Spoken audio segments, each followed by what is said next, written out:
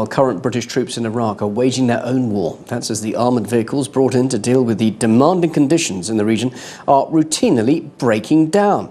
And some in the army have been trying to cover up the problem, as RTUK's Issa Ali reports. If I was told, as the lowest vehicle mechanic, to lie to the Secretary of State for Defence, that means everybody above me is also lying. Former British soldier Anthony Heaford was stationed at Camp Bastion in Afghanistan, a mechanic who worked on the repair and maintenance of light vehicles, including the Foxhound armoured vehicle.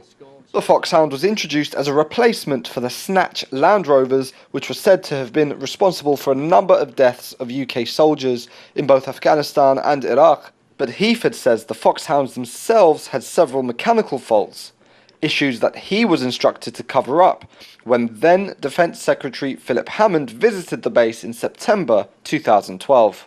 Perhaps half an hour before his visit, a corporal came to speak to me and said, "Do not tell Philip Hammond about any problems with this vehicle." And I said, I confirmed, what, we're going to lie? And he says, yeah, lie to the Secretary of State for Defence. Heaford says the attempts to cover up the truth about the Foxhounds went even further. We staged a fake patrol of these vehicles that weren't operational, and we told him they were. What he didn't know is, out of sight, hidden behind the rolling ground, were two recovery vehicles ready to go and rescue these Foxhounds that we'd put out on the ground in case they broke down.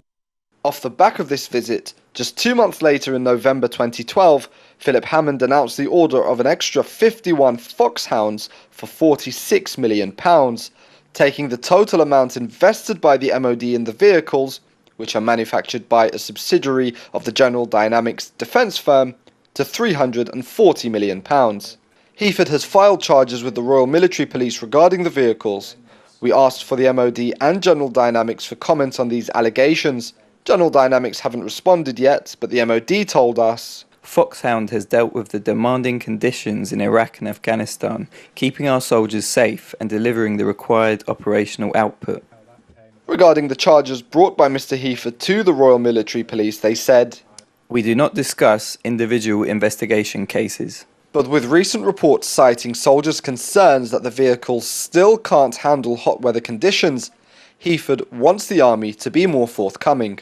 If they weren't operational in September 2012, and we now find out they still have the same problem in September 2017, 5 years later, when is the army going to admit that this vehicle isn't up to the job?